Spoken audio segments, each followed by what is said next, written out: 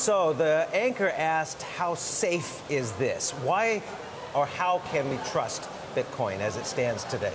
So Bitcoin is much, much safer than traditional currencies. With traditional currencies, you have to trust a bunch of politicians who you've never met and know nothing about you, and they can print as much of that money at any time as they want for any reason. Whereas Bitcoin is governed by the laws of mathematics. And I think if you ask just about anybody, they trust the laws of mathematics much more than the laws of some politicians. Now, we heard Ray Dalio call it a bubble. Also, Jamie Dimon says it was a fraud. He would fire any of his traders who indulged in trading of Bitcoin. Why are they, in your estimation, wrong? I think they just don't understand Bitcoin at this point. So Bitcoin, unlike the US dollar or the euro or the yen or anything else for that matter, you can send and receive any amount of it with anyone, anywhere in the world, basically for free, and there's nothing that anybody can do to stop it or block it or freeze your account or control it or in any way. So try doing that with a normal bank account. You can open a Bitcoin account in just seconds. You don't have to give your name, you don't have to give your tax ID number, you don't have to give your firstborn child. You can do it in 30 seconds. Try opening a bank account in 30 seconds. So where is it going to be in the next 8 years with regulators obviously taking keen interest? This conference itself was moved from Beijing, the Blockchain Global Summit, from Beijing to Hong Kong. It was postponed because of their crackdown on initial coin offerings and also trading on exchanges. So what is the next step for regulators, and what's that going to do for the development? So any smart regulator would embrace this technology. It's if you try to block it, it's like trying to hold back the tide of the ocean. It's impossible. Bitcoin is one of the most important inventions in the entire history of humankind, right up there on par with the importance of the invention of the internet itself. That's how big of a world-changing invention this is. And if you look at traditionally, anything that China tries to ban is something you should invest in.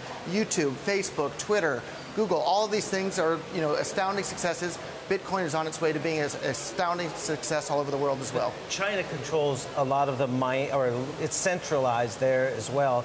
23% of, I believe, of the market, and also many of the miners are centered there. What is the crackdown, because it's so centered, what's the crackdown going to do there, or does it move offshore? There isn't a crackdown that can be done because it's kind of like a balloon. If you squeeze one end of a balloon, all the air rushes to the other side, and Bitcoin can flow and transfer anywhere in the world instantly just like that. So at the end of the day, Bitcoin's here to stay. The only way to stop it would be to turn off the entire internet in the entire world and keep it turned off, and even China can't do that. A lot of cryptocurrency companies have set up here in Hong Kong. What role can they play? Because again, if it's designated as a security, it is then going to be under the strict regulation of securities regulation. That's for the security regulators to decide and the businessmen to decide they're involved. But traditionally, Hong Kong has been a beacon of economic freedom in the world, and I would love to see that continue to be the case with Bitcoin and cryptocurrencies and ICOs.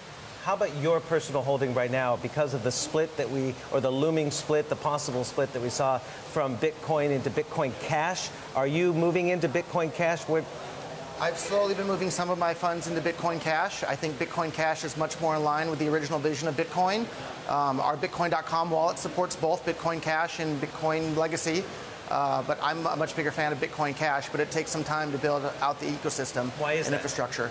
Bitcoin Cash has only been around a month and a week now, whereas the legacy version of Bitcoin has 9 years worth of infrastructure built up behind it. So the fact that Bitcoin Cash is the third biggest crypto coin in the entire ecosystem after 5 weeks is a pretty darn amazing start. Now, what effect is SegWit 2X going to be? I know BIP91 was the first leg of that, August 1st. November 1st, is there another split looming?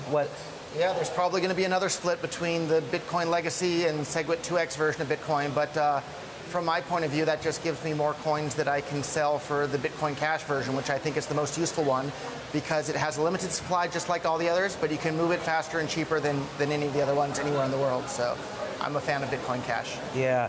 Again, what if China cracks down on the mining? What lasting efficacy will that have? Not much at all. Why is that?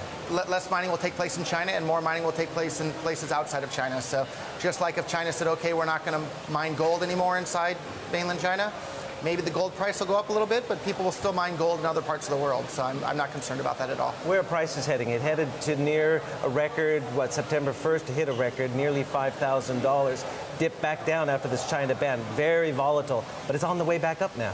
So I've been involved in Bitcoin for about 7 years now. Yeah.